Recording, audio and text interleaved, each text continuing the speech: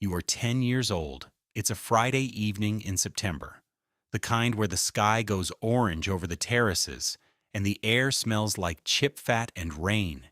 Your mum is in the kitchen. She hasn't moved in 3 hours. The phone rang at 4:30.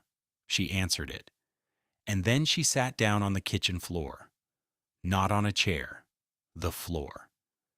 And she made a sound you had never heard a human being make before. You stand at the top of the stairs and you listen. Your brother Marcus is dead. 26 years old, shot twice outside a chicken shop on Moss Sides Princess Road at 6 p.m. on a Thursday. 3 witnesses. Zero cooperation with police. Nobody saw anything. Nobody ever sees anything on that street. Marcus was the golden one, and he was also the third in command of one of the most powerful criminal networks in the north of England. But you are 10. All you know is that your brother is gone, and the house will never sound the same again. You watch everything after Marcus dies. That's how you survive it. You become a watcher. Your mum keeps you close for months after, walks you to school, waits outside, takes you home the long way, through the market, past the newsagents where old Mr. Patel always gives you a pack of chewing gum. She's not walking you for the exercise. She's keeping you visible, alive, normal. You're 12 and you're clever. You read people the way other kids read comic books. You clock moods. You notice patterns. You remember everything. Your teacher, Mr. Finneran, tells your mum you should think about grammar school. She cries on the way home. Happy tears, she says. But the streets around you are louder than any classroom. You're 14 when your Uncle Desmond sits you down. Des is your father's brother. Compact, quiet, permanently dressed like he's about to attend a meeting he hasn't told anyone about. He smells of cedar wood and cigarettes and something that might be danger. He tells you that the family has a reputation to protect. He tells you Marcus died because someone made a mistake.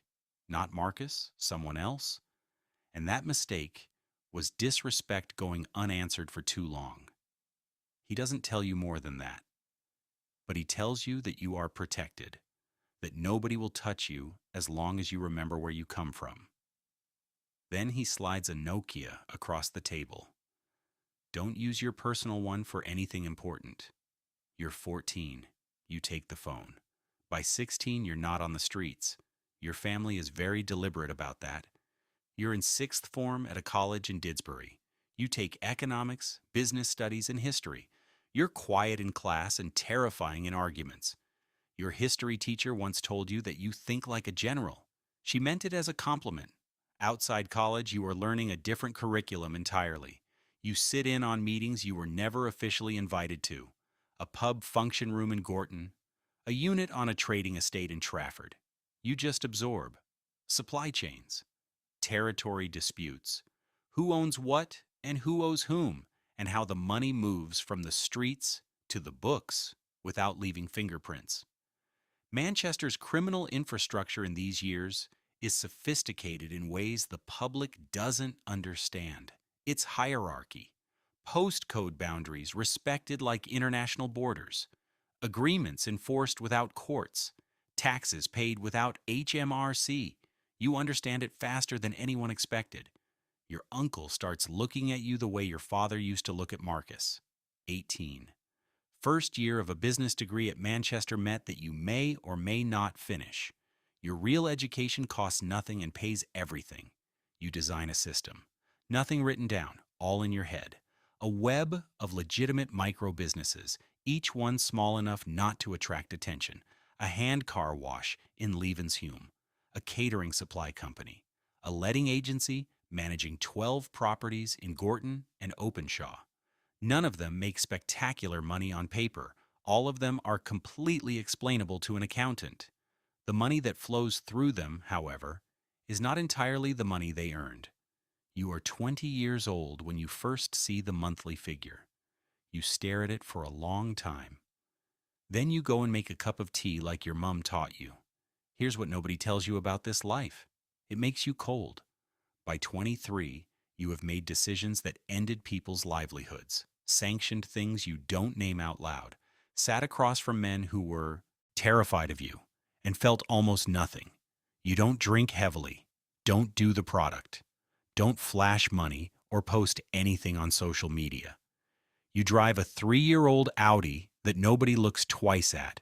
You live in a clean flat in Chorlton that your neighbor thinks you paid for through property consulting. You are a ghost with a bank account. You go on dates sometimes. Nothing sticks. Women sense it eventually, the distance. The way you're always slightly somewhere else. The way you never fully arrive in a room. Marcus would have hated what you've become. You're 27. It's February. A Tuesday. A NCA, intelligence-led operation, hits 3 of your associate businesses simultaneously. Coordinated. Professional. They get paperwork, hard drives, and 2 mid-level men who will say nothing because they know better. They don't get you. But it's close enough to require a meeting. The meeting happens in a solicitor's office in Spinningfields. Legitimate firm. Partner level. The kind of place where the carpets cost more than most people's cars. You arrive early.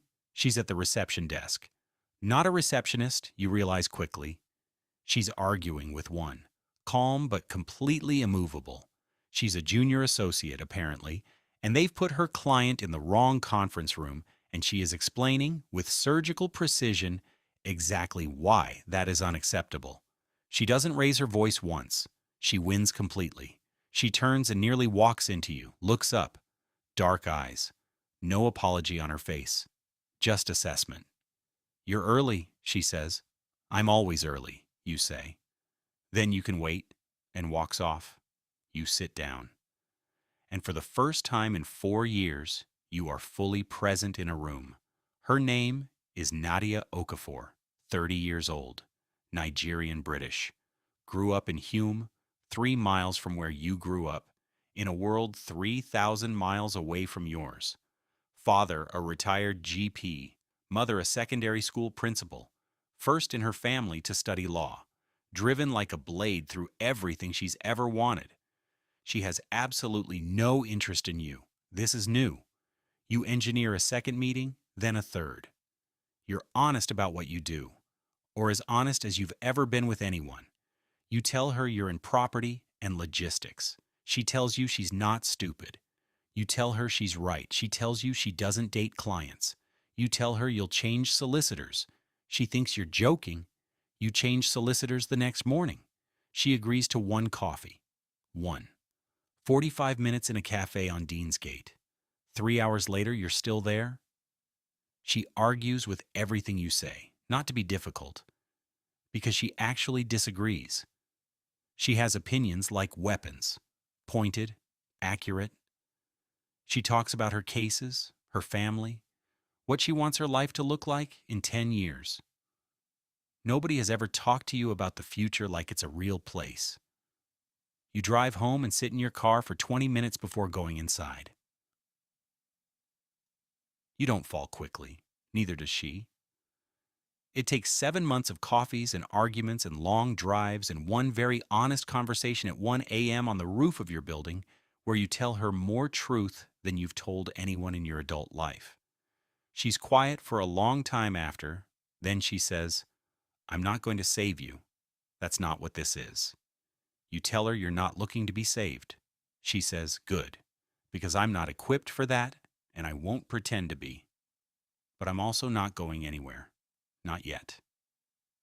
Not yet. You build a life around those 2 words. She meets your mother. Your mother cries, and then pretends she didn't. Your Uncle Des watches Nadia at Sunday dinner with the expression of a man recalculating something important. Nadia notices. She notices everything. On the drive home, she says, your uncle is afraid of me. You say, he's afraid of what you might make me want. She looks at the road. What do you want? She asks. You don't answer, but something in the cold starts to crack. You're 29. The operation is at its peak. 4 cities. Layered, legitimate businesses generating real revenue now, not just cover. You have people above you who respect you and people below you who fear you and enemies who have quietly concluded you are not worth the cost of confrontation. You are, by any measure, untouchable, and you are tired. Tired in the way that only makes sense when you've been carrying something enormous for a very long time and you finally started to feel the weight. Nadia is pregnant. You find out on a Wednesday morning and you sit in your kitchen and you think about Marcus, about the chicken shop on Princess Road, about a man in a long coat passing an envelope at a funeral, about a Nokia slid across a table to a 14-year-old boy who didn't know what he was accepting. You think about your nephew at 15, the choice you made. You think about what you want for a child who carries your name. Then you pick up a phone, not the clean one, not the burner, a third one that only 3 people in the world know exists. You make a call. Here's what they don't tell you about leaving. It isn't dramatic. It isn't one conversation or one payment or one handshake in a car park. It takes 14 months. It takes legal architecture so careful that 3 separate solicitors, none of whom know about each other, have to be involved. It takes transferring control so gradually that the organization barely feels the shift. It takes Nadia, who has now been told everything, sitting at a kitchen table at midnight with files spread in front of her, finding the one thread that makes the whole legitimate side legally clean. She doesn't do it because she approves. Your Uncle Des is the last conversation. He looks at you across the table in the pub in Gorton, where you once sat in the corner watching your father work. Marcus would have done the same, he says finally. It's the most painful thing he could have said. It's also the only permission you needed. You're 32. Your daughter is 2 years old. She has Nadia's eyes and your silence, and absolutely no patience for either of you. The property portfolio is real now, fully legitimate, audited, tax compliant. You employ 43 people across Greater Manchester, a development company breaking ground on affordable housing in Ancoats, the same streets your grandfather worked 40 years ago. Your name still means something in this city, just something different now. The police file on you sits in a cabinet somewhere, open, cold, without enough to act on. You know this because you are very careful and because Nadia is smarter than everyone who ever came after you. Some mornings you drive past Princess Road. You don't stop, but you slow down. Because Marcus deserves at least that. A brother who slows down, who remembers, who chose differently when the choice finally came. You built an empire, then you built something harder, a way out. Your daughter won't know your full story until she's old enough to carry it. You're in no hurry. You have time now. That's the thing nobody tells you about the life. The ones who make it out don't escape it. They outlast it.